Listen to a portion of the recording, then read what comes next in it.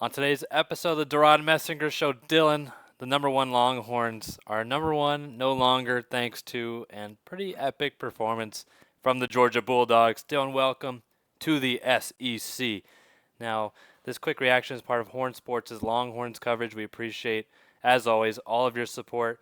Now, Dylan, to begin, like I was saying, Georgia, although as we discussed in the preview video, is pretty dang good. Maybe not still to the level that they're typically playing at in the past couple 5 years. However, with that being said, we mentioned they're still pretty dang good, and that showed against the Longhorns, who did not look honestly fit to play on the same field. I don't know what happened, Dylan. Either they just weren't ready. They all woke up on the wrong side of the bed. They all forgot that football is a team effort. Dylan, what do you think about this Georgia Mm. victory and this Texas loss? I mean, definitely a resounding victory by Georgia. I mean, this is why Devon was so hard to predict because it was like in order for Georgia to win, they'd have to do everything they haven't been doing all season. So you'd have to be like, okay, they're all of a sudden going to get it together while going into a hostile environment with DKR. Crowd's going to be buzzing, celebrities on the field, high energy type of game. Texas looked like they were flying all over the field to start the game with Carson Beck throwing an interception, just looking out of sorts with several drops by Georgia. So the makings of it, I just felt like Georgia was able to settle in better than Texas was and show that experience within the coaching staff, within the players. And I think it really helps, Devin, when you're struggling all season with pass rush and then you get your star back out of like not out of nowhere, but seemingly not even injured anymore. Looked like he was a completely fully healthy. And it wasn't just against any sort of O line. Like this Texas O line is the best in the country. And then Kelvin Banks, who's a first round NFL talent tackle, who Michael Williams was just having his way with them. So like this was just it's one of those games where I think Georgia had been in these situations before, and Texas is now getting used to them. And I don't want to say the lights were too bright, but again, one team settled in quicker than the other and was able to get a sizable lead before the other could settle down. Yeah, as you're saying, the lights literally were pretty bright. A lot of celebrities, Joe Rogan, McConaughey, Glenn Powell, KD, et cetera, et cetera. Anyone who was anyone in Austin was on the sideline. However, of course, I don't think that had much of an effect, but it did seem like Texas at that just big stage, Dylan, still not quite ready for it. Of course, they had the home loss against Bama, I believe now 2 years back, and similar but different game. At least in that Bama game, they made things close. This Georgia game, Dylan, really was not as close as it seemed. It got close late in the fourth quarter, Dylan. I believe Texas had two chances to even it up with a touchdown and a 2-point conversion being what was needed. However, just as you said, that Georgia pass rush, my gosh. I mean, you talk about that Texas offensive line, Dylan. Kelvin Banks, still wasn't like the biggest problem on the line against Georgia, but he's the one guy you're supposed to rely on in terms of being just steady and not expecting any problems. He was getting eaten up, on that left side of the line. And also, to be fair, some of the credit, of course, also goes to the quarterback position. Dylan Ewers has to learn to step up in the pocket. It's hard as a left tackle or a tackle in general to be able to block at that sort of angle when your quarterback is so far back in the pocket. Ewers needs to, of course, do this, but the sad and frustrating part, I think, Dylan, for Longhorns fans, and I'm sure Steve Sarkisian in general, is that Ewers has had plenty of games to be progressing as a quarterback, to be showing this ability to do those things, especially being one of the Heisman favorites entering this year, and he's still making some of the rudimentary mistakes that you just wouldn't expect a guy to be making at this stage. So, what do you think about not only the offensive line, but Ewers as well? Well, I was about to say before we start talking about yours, I think a lot of what was going into this game when it came to matchups was that Texas had the better trenches. Texas was going to be able to dominate or at least get pressure defensively, and their offensive line was going to hold up. And the big wins for Texas this season against Michigan, against Oklahoma, there was two factors that were very important and a key reason why Texas won. And that was Ewers having just a completely clean pocket and was able to go through his progressions without really having to move. Like he was just able to stand there and be able to pick defenses apart. And this is one of the games like you're talking about where he's having to get up within his progressions while also moving his feet. And what you would saw during that game, and he threw a pick on it, was he would move his feet up and then forget to look off safeties, forget to look off defensive backs, and just stare a guy down, and then ends up throwing a pick, right? Or the defense able to read, make like break up the play, right? So that was what I think it started in the trenches. And because Georgia dominated both sides of the football with their big guys, that it progressed to the point where Stark was trying anything to ignite a spark because Ewers did not look like himself out there. And again, I don't think it was just in it wasn't just Ewers, it was the entire team, Yeah. specifically on the offense. So I don't think Ewers should have been benched in that situation. But yeah, he was not doing himself any favors in this game. I mean, we can talk about the benching in a second, as you're saying, but also, like you're saying, starts up front in the trenches. Kelvin Banks, of course, we highlighted, but even more so on the right side of that offensive line. Cameron Williams on the right tackle. Dylan just it was not a pretty day for him. I'm sure the film room on whatever day, Monday, that they go through. I've been in those situations doing back in middle school. I wouldn't want to deal Mm. with it in college when you've had all that coaching and Kyle Flood is going to be saying, I told you guys this is what to expect. You see this, it didn't happen. Cameron Williams, of course, and yet again the Texas line, in part, yet again, part of it goes to the quarterback, but largely responsible, I would say, for 3 quarterback fumbles just on strip sacks. Yet again, though, part of that goes to the quarterback as well, sensing pressure, stepping up in the pocket, and Dylan just, yet again, not to escape Ewers from some of the blame, throwing off of his back foot or backpedaling on some throws. I know there's one to Ryan Wingo late where you needed a first down. I believe it was in the red area, it was at least close to that, and just kind of running off his back foot. Wingo has to come back to the football. There was really no chance for that. But then again, Dylan, as you're saying, Sark trying anything, he puts Arch Manning in the game, and he's having the same sort of struggles that Ewers was having, which shows that it's not necessarily just boils down straight to the quarterback. There's larger issues for this offense in general. And talking about that, Dylan, Sarkisian making that move, is that sending the right message to your quarterback, one, A, and B, is that the right move for the team in that situation?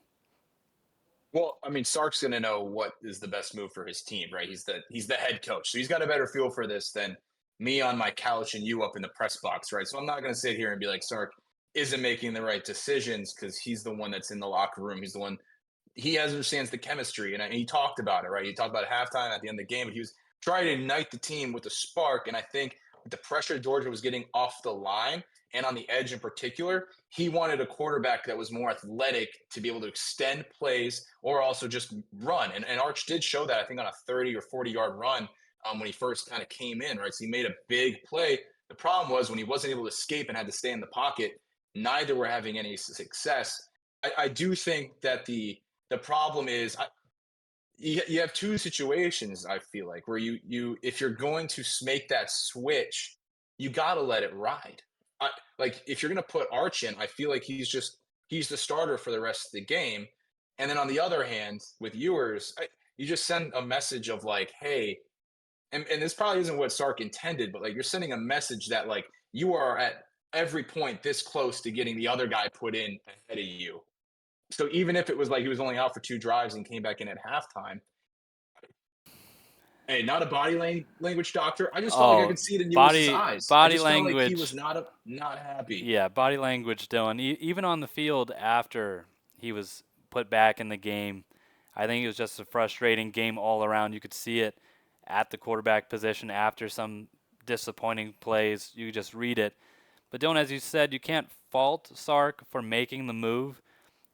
Ewers, yet again, not the most mobile of quarterbacks to say the least, until he's running in space, Mhm. and suddenly, Dylan, he's a deer. But Arch Yeah, Arch provides that instant just run ability, and when nothing's going your way, that at least provides something. And as you said, Arch did take advantage with the big run. However, in the passing game, it was just not there as well. Of course, didn't throw an interception, but did have a forced fumble. and just things were blowing up in his face. Yet again, large part offensive line there. But I was about to say though, I just it feels like with the style of quarterbacks, I think in Sark's ideal offense, he has a running quarterback, so Arch Manning fits that mold. However, if you're going to have Ewers starting, I feel like that you becoming one dimensional is what's going to get you into problems because you've got a quarterback that can't extend plays like Arch Manning and is not athletic like other quarterbacks, right? So if you're going to have viewers, you have to develop the other aspect of your game, which is running the ball, which I didn't think they got completely away from that in the first half, which was a big sign for why they were struggling in the passing game because Georgia was able to key in on that. And they were also getting pressure with only 4 guys the entire time. So good luck having 7 guys in coverage and being able to get clean looks at a receiver, right? But also, their best drive of the game was that second half opening possession where they were giving it to Wisner, getting Blue into space, right? They had a balanced attack, quickly drove down the field, and it was like, oh my God, Texas has life, and Ewers looks good. And then as things started to go wrong, I think it's a mix of Ewers was trying to do too much a lot of the times, and then Sark was just trying to like make anything sort of happen while kind of getting away from, I think he'd say as well, just getting away from his own philosophy in a lot of ways. yeah, and Dylan, although we're of course sounding somewhat of an alarm here, it is, Dylan, I think something you just take with a grain of salt. I know it's hard to say that against a big, opponent in a big game, Georgia being ranked number 5 at the time. Of course, now moving up those rankings, but it just wasn't Texas' day overall, Dylan. I mean, I'm not saying that they're going to win again if they were to play tomorrow, but I think you'd expect a better performance, at least a closer one. And now, Dylan, it's not time to blow up all imaginations of what this offense can be. However, what is alarming, to sound an actual alarm, is the way Texas has started games offensively. It just has not been working against Oklahoma, for crying out loud. It looked like Oklahoma could hang in there at least for a quarter because the offense had no ability to move the football. Of course, Texas ended up annihilating Oklahoma. Dylan, if there's any Oklahoma fans, I'm sorry for using that word, but just But on the bright side, let's get away from negative Nelly land. On the bright side, Texas did have a big performance from both Jahdae Barron and Andrew Makuba, who Makuba did get injured late, unfortunately, so we're going to have to check Mhm. on his progress as the week goes on and hopefully get some good news, Dylan. But for Jahdae Barron, 2 interceptions. Something crazy happened, Dylan. The student section, it seemed like a Buffalo Wild Wings commercial moment where some sort of switch was flipped and things happened. Now, we don't condone throwing water bottles on the field, of course. However, the fact that they got rewarded for doing that, it's an all-time student section Great. moment, Dylan. I was about to say, great game sense by the fans. I'm sure one of them maybe wasn't the most sober person in the world and was going to throw the closest thing they had. But again, great awareness by the UT fans in order to extend the time in which the rest could talk and discuss about how they wanted to leave the stadium in one piece and ultimately decided to make the right call, just in the wrong way. And I think Kirby Smart might not be letting them touch any of his games in the Oh, future, yeah. I feel like. Now, jokes aside, Dylan, defensively, how did you feel about Texas in this one? I Texas looked great. I mean, Carson Beck, I think at this point with the player he is, he's a resilient player, but he's also a guy that's going to dig a 6 foot hole, get in it, and be like, "How did I end up here?" It's like, well, you kind of dug it yourself, and he did that with a few of his interceptions, and he was off on his accuracy, but got it back together. I think what also helped is they were able to get a running back in ETN going in this game. He didn't have a crazy game or anything then, but he did have the hat trick and touchdowns. I think 87 yards rushing, and the offensive line was able to get push up front, He just did right? enough. So Yeah. he did enough, but I think where Texas came in that secondary is they showed that they can really hold up against some of the better wide receiver rooms and one of the better quarterbacks in the country when it comes to taking the ball away, their coverage. They made it tough all game. It's just that the Texas offense put them in compromising positions because every time that Texas would turn the ball over, it'd be when they're close to scoring or making some sort of push down the field or quick into their drive, and the defense has to go back out there with tired legs. So they were not helped by their offense, but I thought they played well, even though that the stat line of the game, right, where I'm saying more of like the points that Georgia scored, might not reflect that. Yeah, doing the Texas offense. I know Sark likes to preach it in complimentary football. There was no complimentary football against Georgia. I believe the majority of Georgia's scoring drives started in Texas territory. So Texas not able to move the football, which of course puts then pressure on your special teams unit. And Dylan, special teams was not able to just boot the ball down the Nope. field. I don't have the stats on it, but it felt, and yet again, felt like it was going 30 to 40 yards. And then Georgia was just setting up camp. I mean, they might as well moved Athens to the Texas 40-yard line and just say, this is where our university is now because this is where we start every drive. Not, Yeah. not Yeah. pretty special teams. But yet again, the offense didn't help out. And then the defense, as you're saying, did as much as they could, really. I mean, Etienne did have his 3 touchdown day. Baron Makuba, great secondary play. Yet again, what year is it? We're getting secondary play. There was one drive where the secondary didn't look too great. That was when Georgia ran 2 trick plays, and it seemed like secondary was just kind of going on autopilot on that drive. Yep. However, beside that, it was a pretty solid outing. But overall, I mean, just not enough, Dylan. You can have great defensive play, but you're not going to win a lot of football games if you refuse to score points. And that's the end-all, be-all. I hate to be a Mm. smart aleck there, but that's just how it is. Got to score more points than the other team. Name of the game. Got to score more points. That's how you win every single game, and we're not going to make it any crazier for you Just. to understand. Hmm. But more importantly than our thoughts, let us know down below. What do you felt about Georgia? Do you want to play them again? Do you wish that on yourself? It might be a fun revenge game, Dylan, if it ever happens, but I wouldn't wish it for Texas next week as they take on Vanderbilt in Nashville. But more importantly, again, enjoy the rest of your day. Don't forget to like and subscribe. Check us out at hornsports.com for all the latest. And yes, enjoy.